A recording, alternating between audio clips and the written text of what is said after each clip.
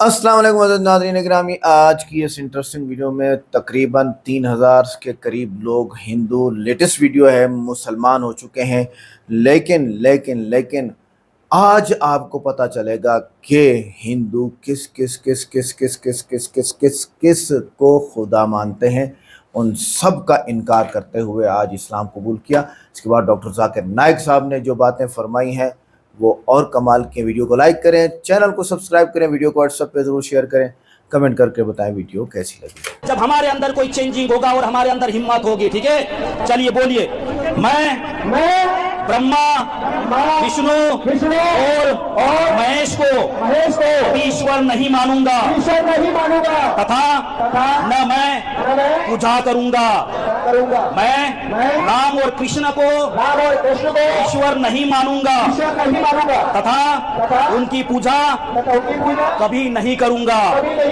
मैं गौरी, गणपति आदि हिंदू धर्म के किसी भी देवी देवताओं को नहीं मानूंगा तथा पूजा नहीं करूंगा। मैं ईश्वर ने अवतार लिया है, इस पर विश्वास नहीं करूंगा। मैं ऐसा कभी नहीं मानूंगा कि भगवान बुद्ध विष्णु के अवतार है। ऐसे प्रचार को मैं पागलपन और झूठा प्रचार मानता हूँ। मैं श्राद्ध कभी नहीं करूंगा और नहीं कभी पिंडदान करूंगा।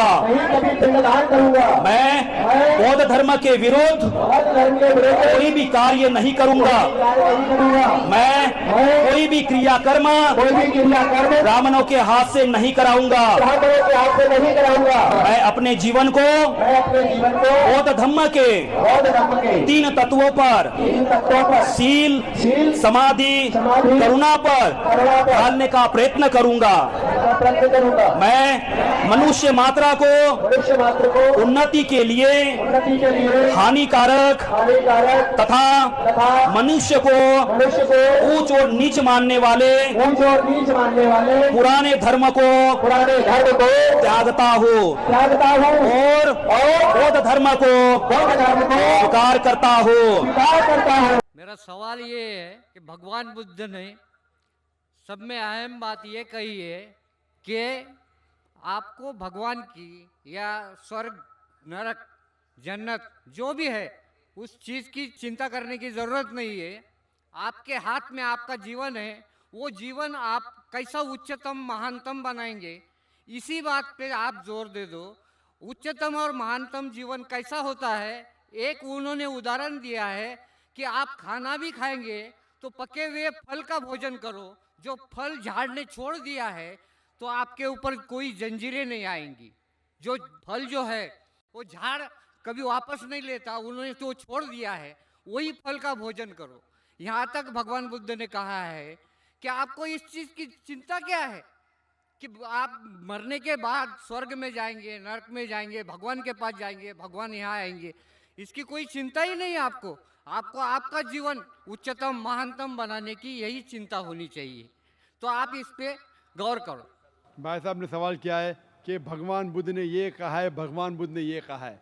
भाई साहब, कोई भी बुद्ध की किताब में मैंने भगवान बुद्ध का नाम ही नहीं सुना है। बुद्ध को जानता हूं, मैं बुद्धा को जानता हूं, भगवान बुद्धा को नहीं जानता हूं। वो आप कहते तो, आप अगर गलत कहते तो मैं क्यों मानूं? क्योंकि आप अगर बुद्धा की टीचिंग्स पढ़ेंगे, बुद्धा की तालीमात पढ़ेंगे, बुद्धा ने कभी भगवान का जिक्र ही नहीं किया। बुद्धा ने कभी भी ईश्वर और भगवान का जिक्र नहीं किया। क्यों? तो बुद्धिस्ट स्कॉलर्स ये कहते हैं कि इस हिंदुस्तान में, इस धरती पे इतनी बुत परस्ती थी कि वो भगवान के बारे में खामोश थे। उनने ये भी नहीं कहा कि भगवान है और ये भी नहीं कहा कि भगवान नहीं है। तो आप अगर बुद्धा को भगवान बना दिए तो प्रॉब्लम है भाई साहब। और आप बुद्धा की टीचिंग्स को पढ़े ही नहीं। जिस तरीके से बुद्धा ने भगवान के बारे में जिक्र नहीं किया और आपने बुद्धा को भगवान बना दिया, उसी तरीके से धर्म में कई धर्मों में तब्दीली आई।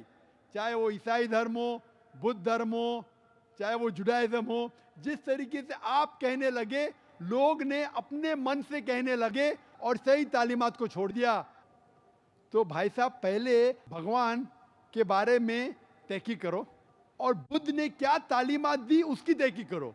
आपने बुद्ध को भगवान बना दिया, ये बिल्कुल गलत है। और आप देखते हैं कि दलित लोग और बुद्धिस्ट लोग बुद्धा का बुद्ध बनाया। बुद्धा ने कभी भी नहीं कहा कि मेरा बुद्ध बनाओ। बुद्धा ने कभी भी नहीं कहा। ये क्या हो रहा है? ये इन्फ्लुएंस ऑफ बाकी मजहब का इन्फ्लुएंस, बाकी धर्म का इन्फ्लुएंस आपके ऊपर है। तो बुद्धा की अगर टीचिंग्स पढ़ेंगे, बुद्धा ने कहा कि देयर आर 4 ग्रेट ट्रुथ्स, 4 हक बातें हैं। सबसे पहले, वक्त का में सिर्फ 2-3 मिनट है 10 बजने को। पहला हक है कि इस धरती पे there is lot of sorrows on this world. ये धरती पे कई चीज है जो अफसोस करने के लायक है, सॉरोज है, मुश्किलात है। नंबर 2, इस धरती पे डिजायर है, ख्वाहिश है। नंबर 3, ये धरती से सॉरोज को निकाला जा सकता है जब आप ख्वाहिशों को निकालते हैं। और नंबर 4, अगर ख्वाहिश को निकालना है तो 8 फोल्ड पाथ के ऊपर अमल करो। वक्त कम होने की वजह से पहले ट्रुथ को मैं मानता हूं, इस धरती पे सौरो है। दूसरे ट्रुथ को भी मानता हूं कि लोगों में ख्वाहिश है। तीसरा ट्रुथ है कि अगर आपको सौरो निकालना है तो ख्वाहिशों को निकालिए। चौथा है कि अगर आपको ख्वाहिश को निकालने का है तो 8 फोल्ड पार्ट फॉलो करो ना। तीसरा और चौथा ट्रुथ कॉन्ट्रडिक्ट हो रहा है। तीसरे ट्रुथ में कहा गया है कि आप ख्वाहिशों को निकालो और चौथा ट्रुथ में कहा गया है कि 8 फोल्ड पाथ पे अमल करो। अगर आप ख्वाहिश को निकाल देंगे तो 8 फोल्ड पाथ पे अमल करने की ख्वाहिश रहेंगी नहीं। तो there is a fallacy of logic. वक्त कम होने की वजह से आप मेरी तकरीर सुन सकते हैं मोहम्मद सल्लल्लाहु अलैहि वसल्लम वेरी स्क्रिप्चर्स, जिसमें बुद्धिज्म का जिक्र किया है। इसीलिए बुद्धा ने भगवान के बारे में जिक्र नहीं किया, क्योंकि उसे डर था कि लोग अब तक तैयार नहीं हुए मानने के लिए कि खुदा एक है। Hope that answers the question. वाखिर दावाना अल्हम्दुलिल्लाह रब्बिल आलमीन। आज की नशिस्त यहीं पर ख़त्म होती है। जज़ाकल्लाहु खैरन। दिगर धर्म क्यों हैं? ये इतने धर्म क्यों हैं? इसीलिए कुरान मजीद में लिखा है कि अल्लाह सुब्हाना व तआला ने एक ही मज़हब भेजा है। जितने भी किताबों में मज़हब जो लिखा है वो एक ही है। ये हम इंसानों ने गलत बनाए हैं। ये हम इंसानों ने, जितने भी इख्तिलाफ है हम इंसान ने किए हैं। तो कुरान मजीद में लिखा है कि अल्लाह भगवान ने एक ही धर्म भेजा है और वो एक धर्म में लिखा है कि एक ही खुदा। लेकिन ये मुसलमान, हिंदू, ख्रिश्चन, शीख, ईसाई हे कशासाठी? एकाच इस्लाम धर्मात जर सगळ्या पहिल्यापासून आले असते, ह्या काय भानगड करायची गरजच नव्हती ना। हाँ, आ? मराठी मुझे समझते जवाब देने आता नहीं। भाई साहब ने पूछे क्या ये मुसलमान, हिंदू, क्रिश्चियन, सिख, क्या ये भांडर क्यों करना, क्यों ये करना चाहिए? तस नको ना, एकच पाहिजे। एकता पाहिजे। तो एकता के लिए तकरीर तो हो रही है। नहीं एकच इसीलिए तो पाहिजे। आते देवाने भांडर पहिलं हो रहा है, देवाने गड़बड़ हो पहिलं रही इस्लाम है, धर्माच्या जन्माला इसीलिए तो घातलं तकरीर कर रहा हूँ। अगर भांडर नहीं होगा तकरीर क्यों करूंगा मैं? नाही, भांडण असं म्हणत नाही। देवाने इस्लाम धर्मात सगळ्यांना जन्माला घातलं असतं, हे आटापिटा झाला नसतं ना। हाँ, तो इसीलिए आप देखेंगे जो आप कह रहे हैं हर किताब में लिखा हुआ है कि आप भगवान के पैगाम पे अमल करो। ये आप देखते हैं, मिसाल के तौर पे आप तहकीक करेंगे, आप कहेंगे कि आप पानी को वाटर क्यों बोलते? ये पानी, वाटर, जल क्या है? सिर्फ पानी कहो। हे सगळ्यांनी मानायला पाहिजे ना। पानी कह सकते, जल कह सकते। पानी कहते हिंदी में, जल कहते संस्कृत में, वाटर कहते इंग्लिश में, मोया कहते अरबिक में। लेकिन मैं कहना चाहता हूं कि अगर आप तहकीक करेंगे सब मजहब, सब धर्म का पैगाम एक ही है। वो मिलावट को हटा दो, जो यकसा है उसके ऊपर अमल करो। इसीलिए मैं कहता हूं अगर आपको जितने, डॉक्टर साहेब, आपको जितने, प्रश्न समजलं नाही। सगळे जर इस्लाम धर्मात आले असते ना, हे तुम्ही आटापिटा करायची गरज नव्हती। म्हणजे देवाने पहिलं ते जन्म तिथं घालायला पाहिजे होतं। पण हे विविधतात का तयार झाले? असं का व्हावं? तुमचं काय मत आहे याच्याबद्दल? क्या बोले, जरा मराठी इतनी मेरी अच्छी नहीं, समझ गया हूं मैं। आप ये कहना चाहते हैं कि आप क्यों कहते हैं कि इस्लाम ही सही है? नहीं नहीं, आप इस्लाम बोल रहे हैं तो भगवान ने वो इस्लामी एक ही करना मांगता था ना, वो हिंदू मुस्लिम सिख इसे ऐसा क्यों हुआ? भाई साहब, मैं आपके सवाल को अच्छे से समझ चुका हूँ। आप शायद हिंदी नहीं समझते। हाँ, नहीं मैं समझ- जवाब देने जा रहा हूँ, बीच में बोल रहे। अब मैं जवाब देने जा रहा हूँ, बीच में बोल रहे। आपका सवाल है कि अगर धर्म एक है तो ये अलग अलग धर्म के नाम क्यों हैं? ईसाई, सिख, बुद्ध, इस्लाम क्यों? तो उसका ही तो जवाब दे रहा हूँ मैं। हाँ बोलो। भगवान ने, ईश्वर ने एक ही धर्म भेजा, वो है कि एक भगवान में मानो और उसके पैगाम पे अमल करो। लेकिन जितने भी पैगंबर आए, जब ये पैगाम लेके आए, उसके मानने वालों ने आस्ते आस्ते उस पैगाम में तब्दीली ले आए। और आपके पहले एक भाई ने यही सवाल पूछा था, तो मैंने ये जवाब दिया था कि पैगाम तो सब पैगंबर का एक था कि भगवान एक है, ईश्वर एक है और सिर्फ एक भगवान में मानना चाहिए। बुत परस्ती गलत है, भगवान का बुत नहीं बनाना चाहिए, भगवान ने बेटा नहीं जना। लेकिन वक्त जाने के वजह से इस पैगाम में तब्दीली आने लगी। जब तब्दीली आए तो भगवान ने दूसरे पैगंबर को भेजा, फिर तब्दीली आए, फिर पैगंबर भेजा। इस तरीके से 1,24,000 पैगंबर इस धरती पे आए और जितने भी पैगंबर आए वो सिर्फ अपने लोग को सही रास्ता दिखाने के लिए आए। और आखिरी पैगंबर से मोहम्मद सल्लल्लाहु अलैहि वसल्लम। तो मैं ये कहता हूँ आपसे, अगर इख्तिलाफ है तो मैं ये कहता हूँ कि जो यकसा है सारे मजहब की किताबों में, कम से कम उस पे तो अमल करो। मैं आपसे पूछना चाहता हूँ, आप बोलते सब धर्म एक के बराबर, तो आपकी किताब में लिखा है मोहम्मद सल्लल्लाहु अलैहि वसल्लम के बारे में, आप क्या मोहम्मद सल्लल्लाहु अलैहि वसल्लम को मानते हैं? मैं आपसे पूछना चाहता हूँ भाई साहब। मी ईश्वराला मानतो। बिल्कुल सही। आपके किताब में भविष्य पुराना पर्व 3 खंड 3 अध्याय 3 श्लोका 5 से 8, भविष्य पुराना पर्व 3 खंड 3 अध्याय 3 श्लोका 10 से 27, यजुर्वेद चैप्टर 21, ये सब रेफरेंसेस दे रहा हूं मैं। यजुर्वेद के अंदर लिखा है, सर्ववेद में लिखा है, ऋग्वेद में लिखा है, सब में लिखा है। आप अगर उपनिषद पढ़ेंगे, पुराणाची सुद्धा मतिगुंग झालेली आहे। त्याच्या पुढचा मी सांगतो, मला सांगा मैं हिंसा- आपसे पहले ये सवाल पूछता हूँ भाई हिंसा साहब, मान्य है का? एक ईश्वर में मानते हैं आप? हाँ, एक ईश्वर मानतो। बस मैं भी मानता हूँ। आप मानते हैं उस ईश्वर में की प्रतिमा नहीं है? नहीं है। नहीं है, कोई बुत नहीं है, नहीं कोई है। तस्वीर नहीं है। नहीं है। बस बिल्कुल सही। तो पहले में पास है आप, पहले स्टेज में आप पास हे है, सगळं मी मानतो। काय? पहले स्टेज में पास है आप। तो ये बात आप जो हिंदू स्क्रिप्चर की मानते हैं, उसके आगे आपके धर्म की किताब में लिखा है कि कल की अवतार आने वाले, उस कल की अवतार के माँ का नाम है सुमति, उसके वालिद का नाम है मला नका विष्णु सांगू, यश। डॉक्टर साहेब। भाई एक साहब, ये कलकीचं मला लेक्चर नका डिबेट सांगू। नहीं हो रहा मी है। काय विचारतो त्याचं आता दुसरं उत्तर द्या। आप सुनिए, एक आपने ईश्वर ते झालं, ते कलकीचं मला नका सांगू। मी काय विचारतो, हिंसा मान्य आहे का तुम्हाला? आप हिंदी में बात करेंगे जरा, हाँ, ये हिंसा मराठी में मान्य है लेक्चर क्या? नहीं हो रहा है। हिंसा मान्य है क्या? भाई साहब, ये तकरीर हिंदी में हो रही है, उर्दू में हो रही है। आप मुझे सवाल पूछ रहे, आपने ये पूछा कि हिंसा में आप मानते क्या नहीं? वायलेंस, इस्लाम के मानी है अमन। इस्लाम आता है लफ्ज सलाम से, जिसके मानी है अमन। इस्लाम धर्म है अमन का। हाँ, हिंसा मान्य है क्या आपको? अगर उनको कुछ समझ में नहीं आता भाई साहब आपको, तो आप हाँ। बाद में पूछ सकते हैं। अगर दूसरा कोई गैर मुस्लिम है जो हिंदी में सवाल करना चाहता है, ही इज मोस्ट वेलकम। जी, बहनों की तरफ से कोई सवाल हो तो कर सकती हैं। Hello, sir, I'm Dr. Bhagyashree.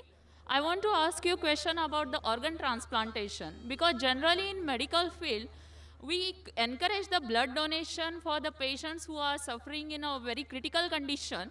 But after the brain death, medical field encourages the organ donation like eye donation or liver donation, kidney donation. What is the Islam says about the organ donation? बहन ने सवाल पूछा है कि इस्लाम की राय क्या है organ donation के बारे में। जिस तरीके से ब्लड ट्रांसफ्यूजन करते हैं, ऑर्गन डोनेशन कर सकते हैं, इंसान जिंदा है या इंसान मरने के बाद हम किडनी या आँख या कुछ दे सकते हैं क्या नहीं। ऑर्गन डोनेशन के मुतालिक इस्लाम में कहा गया है कि डायरेक्ट कोई वर्स कुरान में नहीं है, आयत नहीं है, कोई हदीस ने जिसमें लिखा है कि ऑर्गन डोनेशन कर सकते हैं नहीं कर सकते। लेकिन जब हम तहकीक करते हैं कुरान के आयतों की और हदीस की, और बहुत से मीटिंग और कॉन्फ्रेंस हो चुके हैं, इसके अंदर 3 शर्त अगर पूरे होते हैं तो ऑर्गन डोनेशन जायज़ है। पहली शर्त, अगर दो शख्स अगर जिंदा है और कोई ऑर्गन डोनेट करता है उसको मेजर लॉस नहीं होना चाहिए। मिसाल के तौर पे अगर मैं दिल डोनेट करूंगा तो मर जाऊंगा, तो मैं जीते जी दिल को डोनेट नहीं कर सकता हूं। लेकिन आज की साइंस कहती है कि इंसान के पास 2 किडनी है, अगर वो एक किडनी किसी को डोनेट करता है फिर भी वो एक किडनी के जरिए जी सकता है। तो अगर मेरी वालदा की किडनी फेल हो चुकी है और मैं एक किडनी मेरी वालदा को देता हूं तो ये जायज़ है।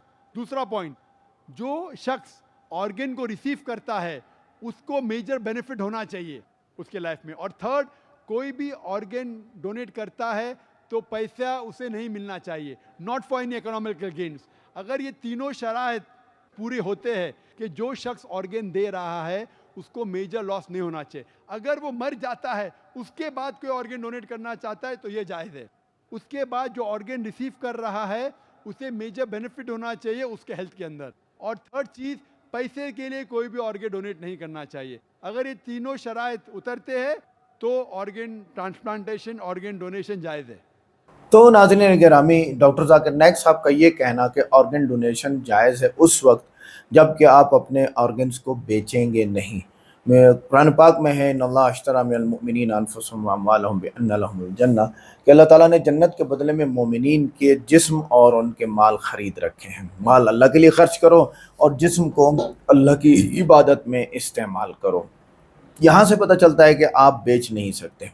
किसी की जान बचाने के लिए आप दे सकते हैं, बशर्ते कि आपका मेजर लॉस ना हो कि आप ऐसी चीज़ दे रहे हैं कि खुद ही मर रहे हैं। शुरू में जो 25 से 25-30 हज़ार लोग मुसलमान हुए और वो किन किन चीज़ों की तरदीद कर रहे थे और उनकी तरदीद क्यों बनती है वो मैं बता दूं कि क्योंकि खुदा पैदा नहीं है। अल्लाह ताला जिसको हम अल्लाह कहते हैं उसको किसी ने पैदा नहीं किया। देवी देवता खुद किसी न किसी दिन पैदा हुए जबकि अल्लाह अज़ल से है। खुदा एक है, शरीक नहीं है उसका कोई। हिंदू धर्म में सैकड़ों देवी देवता हैं जो तौहीद के खिलाफ बात है। खुदा की कोई मूर्ति या शक्ल नहीं, वेद भी कहता है इसकी कोई मूर्ति नहीं है। खुदा सब पर कादिर है, यानी अल्लाह ताला। देवी देवता एक दूसरे से जंग भी हारते रहे हैं जो कमज़ोरी ज़ाहिर करती है और अल्लाह कभी मरता नहीं। कृष्ण, राम, शिव की मौत या ख़त्म होने की कहानियाँ मौजूद हैं। अल्लाह सबका खालिक है। देवी देवता ख़ुद किसी के बनाए हुए हैं जैसे ब्रह्मा वगैरह वगैरह। अल्लाह हर चीज़ पर इल्म रखता है। कई देवताओं को मशवरे लेने पड़ते हैं जो जहालत की अलामत है। अल्लाह इंसानों की तरह बर्ताव नहीं करता। देवी देवता अक्सर इंसानी कमज़ोरियाँ जैसे गुस्सा, हसद और लालच दिखाते थे, यानी बात पहले थे और अब पत्थर उनके बना दिए गए हैं, बुत बना दिए गए हैं। अल्लाह ना मर्द है ना औरत है। देवी देवता मर्द या औरत की शनाख्त रखते हैं जो कि महदूदियत है। अल्लाह लामहदूद है। अल्लाह हर वक्त ज़िंदा और मौजूद होता है। देवी देवता सिर्फ मखसूस औकात या आरती के वक्त पुकारे जाते हैं। अल्लाह तो हर जगह मौजूद है, हर वक्त ज़िंदा है। अल्लाह को किसी चीज़ की ज़रूरत नहीं। देवी देवताओं को भोग, नारियल या फूल चढ़ाए जाते हैं जो ज़रूरत ज़ाहिर करते हैं। अल्लाह ख़ुद को साबित करने के लिए करिश्मे नहीं दिखाता। देवी देवताओं की कहानियाँ मौजज़ों से भरी पड़ी हैं जो गैर अक़ली और मुबालगा अमेज़ हैं। अल्लाह किसी कौम, नस्ल या जगह से महदूद नहीं होता। देवी देवता सिर्फ भारत या मखसूस नस्ल के लिए माने जाते हैं। अल्लाह एक मुस्तकिल पैगाम देता है। हिंदू धर्म में देवी देवताओं के बीच मुतज़ाद तालीमात मौजूद हैं। अल्लाह का कलाम महफूज होता है।